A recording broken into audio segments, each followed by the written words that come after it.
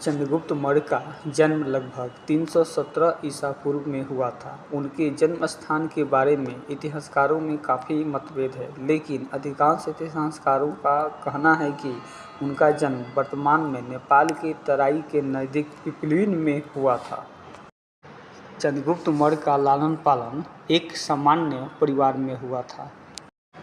चंद्रगुप्त मौर्य के माता पिता के बारे में स्पष्ट जानकारी नहीं मिलती है, फिर भी कुछ इतिहासकारों का कहना है कि उसका पिता का नाम शरण्या मौर्य था तथा माता का नाम मूरा था, जो एक क्षुद्र महिला थी। चंद्रगुप्त मौर्य की शिक्षा दीक्षा के बारे में जानकारी बहुत कम मिलती है, लेकिन चाणक्य की सहायता से वे राजनीति, अर्थशास्त्र और सैन्य विज्ञान की शिक्षा प्राप्त की। चंद्रगुप्त मौर्य और चाणक्य की पहली मुलाकात 305 ईसा पूर्व में तक्षशिला में हुई, जहां पे चाणक्य एक शिक्षक के रूप में थे। चंद्रगुप्त मौर्य के समय भारत में वर्ण व्यवस्था प्रचलित था, जिसमें समाज को 4 भागों में बांटा गया था: ब्राह्मण, क्षत्रिय, वैश्य और शूद्र।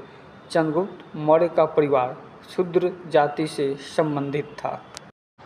चंद्रगुप्त मौर्य की राजनीतिक स्थिति काफ़ी महत्वपूर्ण थी, क्योंकि पूरे भारत को एक सूत्र में उन्होंने बांध दिए थे। उनकी राजनीतिक स्थिति के बारे में महत्वपूर्ण जानकारी मिलती है: पहला, मौर्य साम्राज्य की स्थापना; दूसरा, शक्तिशाली शासक; तीसरा, चाणक्य की सहायता; चौथा, साम्राज्य का विस्तार; और पांचवा, शासन का व्यवस्था। चंद्रगुप्त मौर्य के आर्थिक स्थिति के महत्वपूर्ण बातें: पहला, संपन्न अर्थव्यवस्था; दूसरा, कृषि; तीसरा, व्यापार; चौथा, उद्योग; पांचवा, मुद्रा प्रणाली; और छठा, राजस्व।